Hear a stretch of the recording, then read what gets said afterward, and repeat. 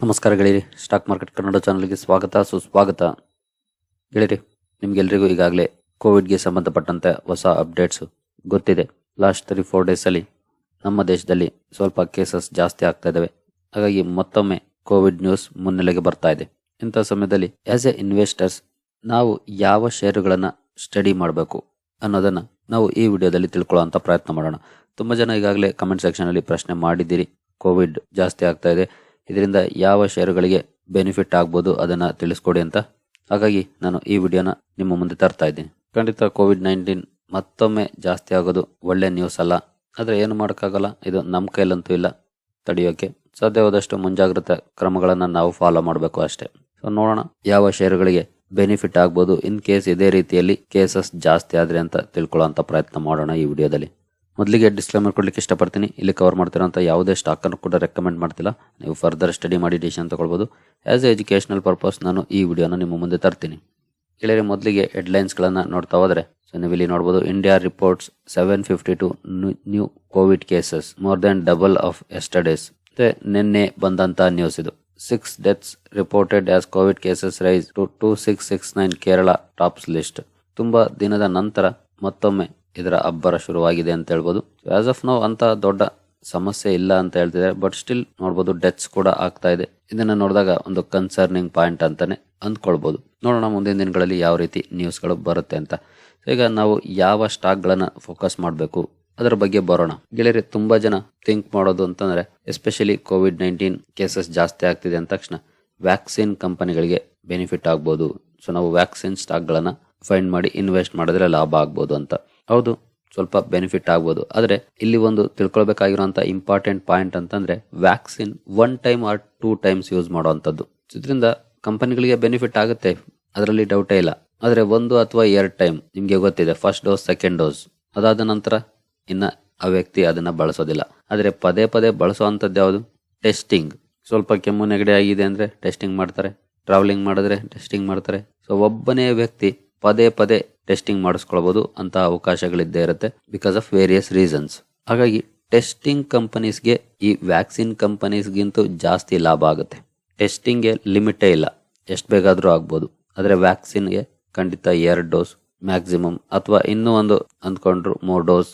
ಹಾಗಾಗಿ ವ್ಯಾಕ್ಸಿನ್ಗಿಂತ ಟೆಸ್ಟಿಂಗ್ ಕಂಪನೀಸ್ಗಳಿಗೆ ಲಾಭ ಆಗೋದು ಜಾಸ್ತಿ. ಜೊತೆಗೆ ಹಾಸ್ಪಿಟಲ್ಸ್ ಕಂಪನಿಗಳನ್ನು ಕೂಡ ನೀವು ಫೋಕಸ್ ಅಲ್ಲಿ ಇಡಬಹುದು, ಕಾರಣ ಹಾಸ್ಪಿಟಲೈಸೇಷನ್ಸ್ ಜಾಸ್ತಿ ಇದ್ರೆ ಅವುಗಳಿಗೂ ಕೂಡ ಒಂದಷ್ಟು ಲಾಭ ಆಗಬಹುದು. ಇದರಲ್ಲಿ ಮೊದಲಿಗೆ ನಾವು ಟೆಸ್ಟಿಂಗ್ ಕಂಪನೀಸ್ ನ ನೋಡ್ತಾ ಹೋಗೋಣ, ಅದರ ನಂತರ ವ್ಯಾಕ್ಸಿನ್ ಕಂಪನಿಗಳು, ನೆಕ್ಸ್ಟ್ ಹಾಸ್ಪಿಟಲ್ಸ್. 3 ಸೆಗ್ಮೆಂಟ್ ಅಲ್ಲಿ ಕೆಲಸ ಮಾಡುವಂತಹ ಕಂಪನಿಗಳನ್ನ ನಾವು ಸ್ಟಡಿ ಮಾಡೋಣ. ಹೇಳಿದ್ರೆ ಮೊದಲಿಗೆ ಡಾಕ್ಟರ್ ಲಾಲ್ ಪಾತ್ ಲ್ಯಾಬ್ಸ್, ಇದು ಟೆಸ್ಟಿಂಗ್ ಅಲ್ಲಿ ಮುನ್ನೆಲೆಯಲ್ಲಿ ಇರುವಂತಹ ಕಂಪನಿ. ಇದರ ಮಾರ್ಕೆಟ್ ಕ್ಯಾಪ್ ಅನ್ನ ನೋಡಬಹುದು, 21,000 ಕೋಟಿ ಮಾರ್ಕೆಟ್ ಕ್ಯಾಪ್ ಇರುವಂತಹ ಕಂಪನಿ. ಒಂದು mid sized company. 1 year performance 13-14% ಇದೆ. 5 years ಅಲ್ಲಿ ನೋಡಬಹುದು 185% ಇದೆ. ಅದರಲ್ಲೂ ಯಾವ ರೀತಿ ರ್ಯಾಲಿ ಹೋಗಿತ್ತು ನೋಡಬಹುದು. 2020 ಇಂದ 21 ಸೆಪ್ಟೆಂಬರ್ ವರೆಗೂ 1.5 ವರ್ಷದಲ್ಲಿ 180% ಆಲ್ಮೋಸ್ಟ್. ಸೊ 180% ರ್ಯಾಲಿ ಹೋಯಿತು. ಸೊ ಈ ರೀತಿ ರ್ಯಾಲಿ ಹೋದ್ಮೇಲೆ ಅಬ್ವಿಯಸ್ಲಿ ಪ್ರಾಫಿಟ್ ಬುಕಿಂಗ್ ಬಂದೇ ಬರುತ್ತೆ. ಜೊತೆಗೆ ಕಂಪನಿಯ ಬಿಸ್ನೆಸ್ ಕೂಡ ಡೌನ್ ಆಗಿತ್ತು. ಕಾರಣ ನಿಮ್ಗೆಲ್ರಿಗೂ ಈಗಾಗಲೇ ಗೊತ್ತಿದೆ, ಡ್ಯೂರಿಂಗ್ ಕೋವಿಡ್ ಟೆಸ್ಟ್ಗಳನ್ನ ತುಂಬಾನೇ ಮಾಡಿದ್ರು. ಹಾಗಾಗಿ ಕಂಪನಿಗೆ ಭರ್ಜರಿ ಲಾಭ ಕೂಡ ಬಂತು. ಹಾಗಾಗಿ ಸ್ಟಾಕಲ್ಲೂ ಕೂಡ ಒಳ್ಳೆ ಪರ್ಫಾರ್ಮೆನ್ಸ್ ಬಂದಿತ್ತು. ಅದರ ನಂತರ ಟೆಸ್ಟಿಂಗ್ ಕಮ್ಮಿ ಆಯಿತು, ಕಂಪನಿಯ ಬಿಸ್ನೆಸ್ ಕೂಡ ಕಮ್ಮಿ ಆಗುತ್ತೆ ಅಬ್ವಿಯಸ್ಲಿ. ಯಾಕಂದ್ರೆ ಇವೆಲ್ಲ 1 ಟೈಮ್ಗೆ ಬರುವಂತ ಬೆನಿಫಿಟ್ಗಳು ಪದೇ ಪದೇ ಬರೋದಿಲ್ಲ. ಹಾಗಾಗಿ ಸ್ಟಾಕ್ ಡೌನ್ ಆಯಿತು, ಮತ್ತೆ ಜೊತೆಗೆ ಕನ್ಸಾಲಿಡೇಷನ್ ಕೂಡ ಆಯಿತು. ಅದರ ನಂತರ ನಾರ್ಮಲ್ ಬಿಸ್ನೆಸ್ ಮಾಡ್ತಾ ಇದೆ, ಆದರೆ 2020 ಹಾಗೂ 21 ಅಲ್ಲಿ ಮಾಡಿದಂತ ಬಿಸ್ನೆಸ್ ಸಾಧ್ಯ ಇಲ್ಲ. ಹಾಗಾಗಿ ಸ್ವಲ್ಪ ಅಂಡರ್ ಪರ್ಫಾರ್ಮ್ ಮಾಡಿದೆ, ನಾರ್ಮಲ್ ಪರ್ಫಾರ್ಮೆನ್ಸ್ ಅನ್ನ ಕೊಡ್ತಾ ಇದೆ. ಈಗ ಇದರ ಮ್ಯಾಕ್ಸಿಮಮ್ ಪರ್ಫಾರ್ಮೆನ್ಸ್ ಅನ್ನು ಕೂಡ ನೋಡಬಹುದು. ಈ ರೀತಿ ಇರುವಂತಹ ಪರ್ಫಾರ್ಮೆನ್ಸ್ 189% 2015 ಇಂದ ಇರುವಂತಹ ಕಂಪನಿ. ಹಾಗೆ ನೀವು ಸ್ಕ್ರೀನರ್ ಅಲ್ಲಿ ಓಪನ್ ಮಾಡಿದ್ರೆ ನೀವು ಇಲ್ಲಿ ನೋಡಬಹುದು, doctor Lal path labs limited is one of India's leading consumer health care brand in diagnostic services. Testing ಕಿಟ್ಗಳಲ್ಲಿ ಕೆಲಸ ಮಾಡುತ್ತೆ, ಜೊತೆಗೆ ಲ್ಯಾಬ್ಸ್ ಕೂಡ ಇದೆ. ಈ ಸ್ಟಾಕ್ ಅನ್ನ ಸ್ಟಡಿ ಮಾಡಬಹುದು. ಪ್ರಾಫಿಟ್ ಅಂಡ್ ಲಾಸ್ ಅಕೌಂಟ್ಗೆ ಬಂದ್ರೆ ಇಲ್ಲಿ ನೋಡಬಹುದು ಕಂಪನಿಯ ಸೇಲ್ಸ್ ಯಾವ ರೀತಿ ಬೆಳೆದಿದೆ ಅಂತ. ಕನ್ಸಿಸ್ಟೆಂಟ್ ಆಗಿ ಕಂಪನಿ ತನ್ನ ಸೇಲ್ಸ್ ಅನ್ನ ಇಂಪ್ರೂವ್ ಮಾಡ್ಕೊಂಡಿದೆ. ಹಾಗೆ ನೆಟ್ ಪ್ರಾಫಿಟ್ ಅನ್ನು ಕೂಡ ನೋಡಬಹುದು, ಇಲ್ಲೂ ಕೂಡ ಕನ್ಸಿಸ್ಟೆನ್ಸಿ ಚೆನ್ನಾಗಿದೆ. ಈಗ ನಾವು ಇದರ ಶೇರ್ ಹೋಲ್ಡಿಂಗ್ ಪ್ಯಾಟರ್ನ್ಗೆ ಬಂದ್ರೆ ಅಂದ್ರೆ, ಪ್ರೊಮೋಟರ್ ಹೋಲ್ಡಿಂಗ್ 54% ಇದೆ, FIS 24, DIS ಹತ್ತಿರ 9% ಇದ್ದಾರೆ. ಹಾಗೆ 11.5% ಪಬ್ಲಿಕ್ ಇದ್ದಾರೆ. So decent share holding pattern ಅಂತಾನೆ ಹೇಳ್ಬೋದು.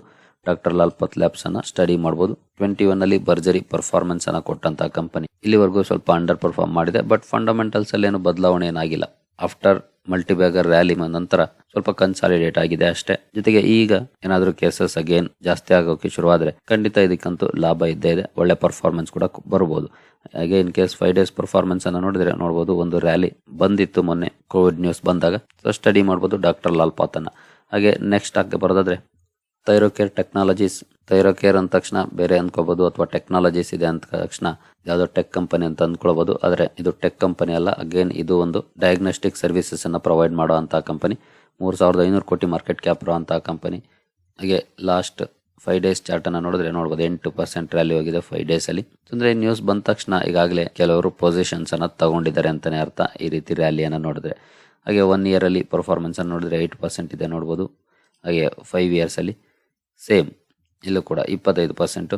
ಹಾಗೂ ಇದರ ಹೈಯಿಂದ ಅಲ್ಲಿ ನೋಡ್ಬೋದು ಆಲ್ಮೋಸ್ಟ್ 70% ಡೌನ್ ಆಗಿದೆ. ಇನ್ನು ಕೂಡ ರಿಕವರಿ ಮಾಡಿಲ್ಲ. ಆಲ್ಮೋಸ್ಟ್ ಫಾರ್ಮಾಗೆ ಸಂಬಂಧಪಟ್ಟಂತಹ ಕಂಪನಿಗಳ ಪರ್ಫಾರ್ಮೆನ್ಸ್ ಹೀಗೆ ಇದೆ.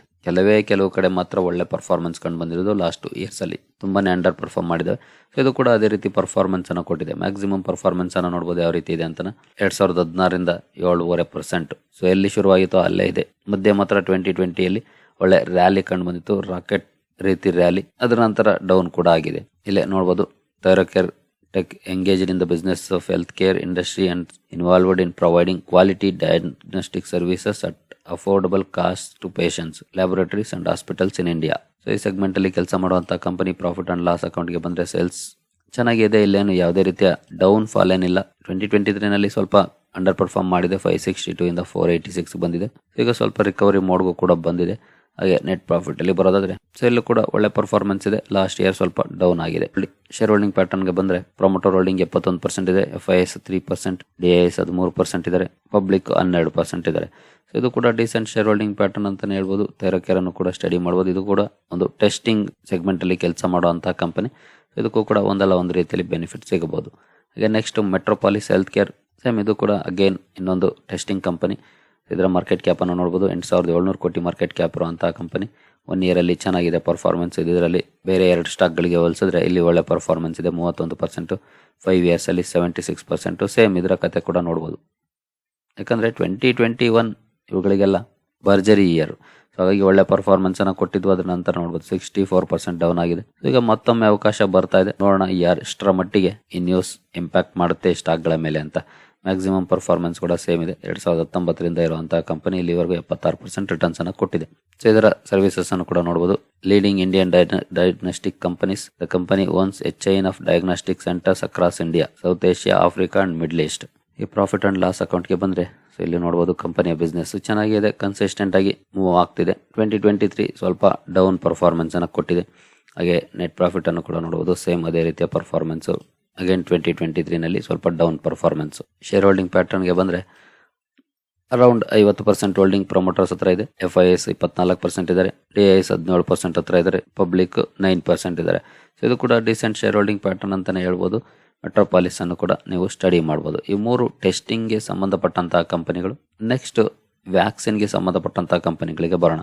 ಮೊದಲಿಗೆ ಮುನ್ನೆಲೆಯಲ್ಲಿ ಇರೋದು ಆಸ್ಟ್ರಾಜೆನೆಕಾ ಫಾರ್ಮಾ. ಕೋವಿಶೀಲ್ಡ್ ಬಗ್ಗೆ ನಿಮಗೆ ಗೊತ್ತಿದೆ. ಅದರಲ್ಲಿ ಕೆಲಸ ಮಾಡುವಂತಹ ಕಂಪನಿ ಆಸ್ಟ್ರಾಜೆನೆಕಾ.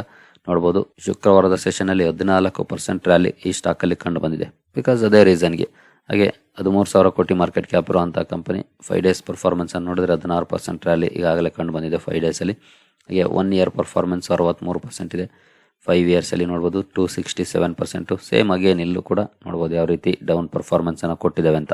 ಅದ್ರ ನಂತರ ರಿಕವರಿ ಕೂಡ ಮಾಡಿದೆ ಈ ಕಂಪನಿ. ಎಕ್ಸಾಕ್ಟ್ ಫ್ಲಾಟ್ ಇತ್ತು, ಸಡನ್ ಆಗಿ ನ್ಯೂಸ್ ಬಂದ ತಕ್ಷಣ ಬ್ರೇಕ್ಔಟ್ ಆಗಿದೆ. ಸೊ ಇಂಟ್ರೆಸ್ಟ್ ಇರೋರು ಇದನ್ನು ಕೂಡ ಸ್ಟಡಿ ಮಾಡಬಹುದು. ಬಟ್ ಇದಕ್ಕೆ ತುಂಬಾ ಬೆನಿಫಿಟ್ ಸಿಗೋದಿಲ್ಲ. ಯಾಕಂದ್ರೆ ನಾವು ಆಗಲೇ ಮೊದಲಿಗೆ ಹೇಳಿದಾಗೆ ವ್ಯಾಕ್ಸಿನ್ ನಾವು ಪದೇ ಏನು ಯೂಸ್ ಮಾಡೋದಿಲ್ಲ. 2 ಡೋಸ್ ಅಷ್ಟೇ. ಏನೋ ಬೂಸ್ಟರ್ ಡೋಸ್ ಅಂತ ಕೊಟ್ರೆ ಇನ್ನೊಂದು ಕೊಡ್ಬೋದು, ಇಲ್ಲಾಂದ್ರೆ 2ಕ್ಕೆ ಕ್ಲೋಸ್ ಕೂಡ ಮಾಡ್ಬೋದು. ಹಾಗೆ ಮ್ಯಾಕ್ಸಿಮಮ್ ಪರ್ಫಾರ್ಮೆನ್ಸ್ ಅನ್ನು ನೋಡಿದ್ರೆ ಈ ರೀತಿ ಪರ್ಫಾರ್ಮೆನ್ಸ್ ಇರೋಂತಹ ಕಂಪನಿ.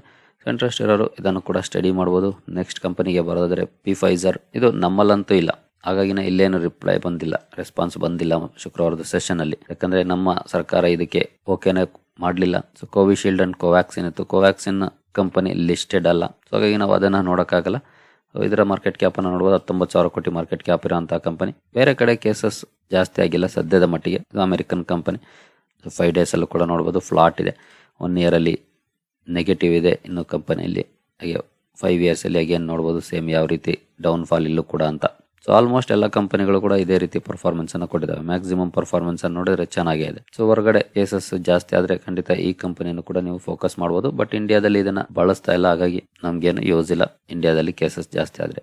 ಹಾಗೆ ನೆಕ್ಸ್ಟ್ ಬರೋದಾದ್ರೆ ಹಾಸ್ಪಿಟಲ್ಸ್ ಚೈನಲ್ಲಿ ಅಪೋಲೋ ಹಾಸ್ಪಿಟಲ್ಸ್ ಅನ್ನ ಸ್ಟಡಿ ಮಾಡಬಹುದು. ತುಂಬಾ ಒಳ್ಳೆ ಪರ್ಫಾರ್ಮೆನ್ಸ್ ಅನ್ನ ಕೊಡ್ತಾ ಇದೆ. ತುಂಬಾ ಜನ ಈಗಾಗಲೇ ನೀವು ಇನ್ವೆಸ್ಟ್ ಮಾಡಿದಿರಿ, ಕಮೆಂಟ್ ಸೆಕ್ಷನ್ ಅಲ್ಲಿ ಹಲವಾರು ಸಲ ಹೇಳಿದಿರಿ ಕೂಡ.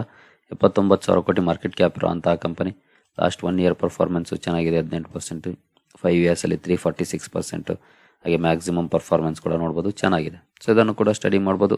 ಇದರಲ್ಲಿ ಹಾಸ್ಪಿಟಲ್ಸ್ ಚೈನಲ್ಲಿ ಒಳ್ಳೆ ಪರ್ಫಾರ್ಮೆನ್ಸ್ ಅನ್ನು ಕೊಡ್ತಿರುವಂತಹ ಕಂಪನಿ. ಹಾಗೆ ನೆಕ್ಸ್ಟ್ ಮ್ಯಾಕ್ಸ್ ಹೆಲ್ತ್ ಕೇರ್, ಇದು ಕೂಡ ಹಾಸ್ಪಿಟಲ್ಸ್ ಚೈನ್ ಹ್ಯಾಂಡಲ್ ಮಾಡುವಂತಹ ಕಂಪನಿ. ಸೊ ಇದನ್ನು ಕೂಡ ಸ್ಟಡಿ ಮಾಡಬಹುದು. ಇದರ ಮಾರ್ಕೆಟ್ ಕ್ಯಾಪ್ ಅನ್ನು ನೋಡಬಹುದು, 63,000 ಕೋಟಿ ಮಾರ್ಕೆಟ್ ಕ್ಯಾಪ್ ಇರುವಂತಹ ಕಂಪನಿ. 1 ಇಯರ್ ಪರ್ಫಾರ್ಮೆನ್ಸ್ 45% ಚೆನ್ನಾಗಿದೆ. 5 ಇಯರ್ಸ್ ಅಲ್ಲಿ 480%. ಹಾಗೆ ಮ್ಯಾಕ್ಸಿಮಮ್ ಪರ್ಫಾರ್ಮೆನ್ಸ್ ಕೂಡ ಸೇಮ್ ಇದೆ. 2020ರಲ್ಲಿ ಲಿಸ್ಟ್ ಆಗಿರುವಂತಹ ಕಂಪನಿ. ಇಲ್ಲಿವರೆಗೂ ಕನ್ಸಿಸ್ಟೆಂಟ್ ಆಗಿ ಪರ್ಫಾರ್ಮೆನ್ಸ್ ಅನ್ನ ಕೊಟ್ಟಿದೆ, ಅದನ್ನ ನೀವು ಇಲ್ಲಿ ನೋಡಬಹುದು ಕ್ಲಿಯರ್ ಆಗಿ. ಸೊ ಈ ಸ್ಟಾಕ್ ಅನ್ನು ಕೂಡ ಸ್ಟಡಿ ಮಾಡಬಹುದು. ಒಳ್ಳೆ ಪರ್ಫಾರ್ಮೆನ್ಸ್ ಅನ್ನು ಕೂಡ ಕೊಡ್ತಾ ಇದೆ. ಹಾಸ್ಪಿಟಲ್ ಚೈನ್ ಅನ್ನ ಮ್ಯಾನೇಜ್ ಮಾಡುವಂತಹ ಕಂಪನಿ. ಸೊ ಹಾಗೆ ಇನ್ನೂ ಒಂದು ಕಂಪನಿಗೆ ಬರೋದಾದ್ರೆ 3M ಇಂಡಿಯಾ ಲಿಮಿಟೆಡ್. ಇದು N95 ಮಾಸ್ಕ್ ತಯಾರು ಮಾಡುವಂತಹ ಕಂಪನಿ. ಇದಕ್ಕೆ ಅಂತ ಗ್ರೇಟ್ ಬೆನಿಫಿಟ್ ಸಿಗುವಂತ ಚಾನ್ಸಸ್ ಕಡಿಮೆ, ಯಾಕೆಂತಂದ್ರೆ ತುಂಬಾ ಲೋಕಲ್ ಕಂಪನೀಸ್ ಈಗ ಮಾಸ್ಕ್ ಅನ್ನ ಮಾರಾಟ ಮಾಡ್ತಿದ್ದಾವೆ. ಹಾಗಾಗಿ ಬಿಗ್ ಬೆನಿಫಿಟ್ ಅಂತೂ ಖಂಡಿತ ಎಕ್ಸ್ಪೆಕ್ಟ್ ಮಾಡ್ಲಿಕ್ಕೆ ಆಗೋದಿಲ್ಲ ಈ ಕಂಪನಿಗೆ. ಆಗ 2020-21 ನಲ್ಲಿ N95 ಬಂದಾಗ ಖಂಡಿತ ಇತ್ತು ಕ್ರೇಜ್. ಯಾಕೆಂತಂದ್ರೆ N95 ಯಾರಿಗೂ ಗೊತ್ತೇ ಇರಲಿಲ್ಲ, ಡಾಕ್ಟರ್ಸ್ ಬಿಟ್ಟು. ಸೊ ಆಗ ಎಲ್ಲ N95 ಅಂತ ಮುಗಿ ಬೀಳ್ತಾ ಇದ್ರು. ಸೊ ಅಂತ ಸಮಯದಲ್ಲಿ ಒಳ್ಳೆ ಪರ್ಫಾರ್ಮೆನ್ಸ್ ಅನ್ನು ಕೂಡ ಕೊಟ್ಟಿತ್ತು. ಆದ್ರೆ ಸ್ವಲ್ಪ ದಿನದ ನಂತರ ಸಾಕಷ್ಟು ಕಂಪನಿಗಳು N95 ಹೆಸರಲ್ಲಿ ಮಾಸ್ಕ್ ಗಳನ್ನ ತರಕ್ ಶುರುವಾದ. ಸೊ ಈಗಲೂ ಕೂಡ ತುಂಬಾ ಲೋಕಲ್ ಕಂಪನೀಸ್ ಅವುಗಳನ್ನ ಕೊಡ್ತಾ ಇರೋದ್ರಿಂದ ಅಂತ ದೊಡ್ಡ ಬೆನಿಫಿಟ್ ಈ ಕಂಪನಿಗೆ ಸಿಗೋದು ನಮಗೇನು ಡೌಟ್. 1 ಇಯರ್ ಅಲ್ಲಿ ಚೆನ್ನಾಗಿ ಪರ್ಫಾರ್ಮ್ ಮಾಡಿದೆ, 39%. 5 ಇಯರ್ಸ್ ಅಲ್ಲಿ ನೋಡಬಹುದು ಯಾವ ರೀತಿ ಪರ್ಫಾರ್ಮೆನ್ಸ್ ಇದೆ, 48%. ಸೊ ಇಲ್ಲಿ ವಾಲಟೈಲ್ ಪರ್ಫಾರ್ಮೆನ್ಸ್ ಅನ್ನು ಕೂಡ ಕೊಟ್ಟಿದೆ. ಮ್ಯಾಕ್ಸಿಮಮ್ ಈ ರೀತಿ ಇದೆ performance. So in case interest ಇರೋರು ಸ್ಟಡಿ ಮಾಡಬಹುದು. ಬಟ್ ಅಂತ ಗ್ರೇಟ್ ಬೆನಿಫಿಟ್ ಅನ್ನ ಈ ನ್ಯೂಸ್ ಇಂದ ಎಕ್ಸ್ಪೆಕ್ಟ್ ಮಾಡ್ಲಿಕ್ಕೆ ಆಗೋದಿಲ್ಲ ಇದಕ್ಕೆ. ಅದನ್ನ ಬಿಟ್ರೆ ಕಂಪನಿ ಚೆನ್ನಾಗಿ ಪರ್ಫಾರ್ಮ್ ಮಾಡ್ತಾ ಇದೆ ಹಿಂದಿನಿಂದ ಕೂಡ. ಅದೇ ರೀತಿಯ ಪರ್ಫಾರ್ಮೆನ್ಸ್ ಅನ್ನ ಕಂಟಿನ್ಯೂ ಮಾಡಬಹುದು. ಸೊ ಇವಿಷ್ಟು ಸ್ಟಾಕ್ ಗಳನ್ನ ಸ್ಟಡಿ ಮಾಡಬಹುದು. ತುಂಬಾ ಕಂಪನಿಗಳನ್ನ ನೀವು ಕೂಡ ಹೇಳ್ಬೋದು, ಆದ್ರೆ ಮ್ಯಾಕ್ಸಿಮಮ್ ಬೆನಿಫಿಟ್ ಈ ಸ್ಟಾಕ್ ಗಳಿಗೆ ಅಂತ ಹೇಳ್ಬೋದು. ಎಸ್ಪೆಷಲಿ ಟೆಸ್ಟಿಂಗ್ ಕಂಪನೀಸ್ಗೆ. ಇನ್ ಕೇಸ್ ಹಾಸ್ಪಿಟಲೈಸೇಷನ್ಸ್ ಜಾಸ್ತಿ ಆದ್ರೆ ಈ 2 ಹಾಸ್ಪಿಟಲ್ಸ್ ಕಂಪನಿಗಳು ಫಂಡಮೆಂಟಲಿ ಕೂಡ ಲುಕ್ಸ್ ಗುಡ್. ಸೊ ಹಾಗಾಗಿ ಅಂತ ಸ್ಟಾಕ್ ಗಳನ್ನ ಮಾತ್ರ ನಿಮ್ಮ ಮುಂದೆ ತಂದಿದ್ದೀನಿ. ಇನ್ನೂ ಸಾಕಷ್ಟು ಹಾಸ್ಪಿಟಲ್ ಚೈನ್ ಕಂಪನೀಸ್ ಇದಾವೆ, ಅವುಗಳನ್ನ ನಿಮ್ಮ ಮುಂದೆ ತಂದಿಲ್ಲ ಅಷ್ಟೇ. ಸೊ ಸ್ಟಡಿ ಮಾಡಿ. ಇನ್ನು ಕೆಲವು ಸ್ಟಾಕ್ ಗಳನ್ನ ನೀವು ಕೇಳಬಹುದು. For example Divi's labs, doctor Reddy's, ಇವುಗಳು ಫಾರ್ಮಾ ಬಿಸ್ನೆಸ್ ಮಾಡುವಂತ ಕಂಪನೀಸ್. ಲ್ಯಾಬ್ಸ್ ಅಂತ ಅವರ ಹೆಸರಲ್ಲಿ ಇದೆ ಅಂದ ತಕ್ಷಣ ಅವುಗಳು ಡಯಾಗ್ನೋಸ್ಟಿಕ್ ಸರ್ವಿಸಸ್ ಅನ್ನ ಪ್ರೊವೈಡ್ ಮಾಡಲ್ಲ. ಸೊ ಹಾಗಾಗಿ ನಾನು ಅವನ್ನ ಇಲ್ಲಿ ಕವರ್ ಮಾಡಿಲ್ಲ ಅಷ್ಟೇ. ಹಾಗೆ ನೀವು ಫಾರ್ಮಾ ಕಂಪನಿಗಳನ್ನು ಕೂಡ ಕಾನ್ಸಂಟ್ರೇಟ್ ಮಾಡಬಹುದು. For example Cipla, Sun Pharma, Divi's labs, ಈ ತರದ ಕಂಪನಿಗಳನ್ನು ಕೂಡ ಕಾನ್ಸಂಟ್ರೇಟ್ ಮಾಡಬಹುದು. ಬಟ್ ಈ ನ್ಯೂಸ್ ಇಂದ ಬಿಗ್ ಬೆನಿಫಿಟ್ ಅವುಗಳಿಗೆ ಸಿಗುವಂತ ಚಾನ್ಸಸ್ ಎಲ್ಲ ಕಂಪೇರ್ ಟು ಈ ಸ್ಟಾಕ್ ಗಳಿಗೆ. ನಾನು ಈ ವಿಡಿಯೋದಲ್ಲಿ ಕವರ್ ಮಾಡಿದೆ. ಆ ಸ್ಟಾಕ್ ಗಳಿಗೆ ಸಿಗುವಂತ ಬೆನಿಫಿಟ್ ಅವುಗಳಿಗೆ ಕಡಿಮೆ ಪ್ರಮಾಣದಲ್ಲಿ ಸಿಗಬಹುದು. ಬಟ್ ಸ್ಟಿಲ್ ಡಿವಿಸ್ ಲ್ಯಾಬ್ಸ್ ಕೂಡ ಫಂಡಮೆಂಟಲಿ ಸ್ಟ್ರಾಂಗ್ ಇರುವಂತಹ ಕಂಪನಿ. ಡಾಕ್ಟರ್ ರೆಡ್ಡೀಸ್ ಕೂಡ ಸ್ಟ್ರಾಂಗ್ ಇರುವಂತಹ ಕಂಪನಿ. ಅವುಗಳನ್ನು ಕೂಡ ಸ್ಟಡಿ ಮಾಡಬಹುದು. ಬಟ್ ನಾನು ಈ ವಿಚಾರವಾಗಿ ಯಾವ ಸ್ಟಾಕ್ ಗಳಿಗೆ ಬೆನಿಫಿಟ್ ಆಗ್ಬಹುದು ಜಾಸ್ತಿ ಅಂತಂದ್ರೆ ಇಷ್ಟು ಸ್ಟಾಕ್ ಗಳನ್ನ ಪ್ರಿಫರ್ ಮಾಡ್ತೀನಿ ಅಷ್ಟೇ. ಇನ್ನು ಓವರ್ ಆಲ್ ಫಾರ್ಮಾ ಸ್ಟಾಕ್ ಗಳಿಗೆ ಬಂದ್ರೆ ಖಂಡಿತ ಅವುಗಳು ಕೂಡ ಫಂಡಮೆಂಟಲಿ ಸ್ಟ್ರಾಂಗ್ ಇರುವಂತಹ ಕಂಪನಿಗಳು. ಸೊ ಅದರಲ್ಲಿ ಯಾವುದೇ ರೀತಿಯ ಡೌಟ್ ಇಲ್ಲ. ಸರಿ ಗೆಳೆಯರಿ, ಎಲ್ಲ ಸ್ಟಾಕ್ ಗಳನ್ನ ಸ್ಟಡಿ ಮಾಡಿ ಅದರ ನಂತರ ನಿಮಗೆ ಯಾವ್ದು ಬೆಟರ್ ಅನ್ಸುತ್ತೋ ಅಲ್ಲಿ ಇನ್ವೆಸ್ಟ್ಮೆಂಟ್ ಡಿಸಿಷನ್ ಅನ್ನ ತಗೊಳ್ಬಹುದು. ಸರಿ ಗೆಳೆಯರಿ, ಈ ವಿಡಿಯೋ ನಿಮಗೆ ಇಷ್ಟ ಆಗಿದೆ ಅಂದ್ಕೊಳ್ತೀನಿ. ಮುಂದಿನ ವಿಡಿಯೋದಲ್ಲಿ ಸಿಗೋಣ. ಅಲ್ಲಿವರೆಗೂ ಜೈ ಹಿಂದ್, ಜೈ ಕರ್ನಾಟಕ.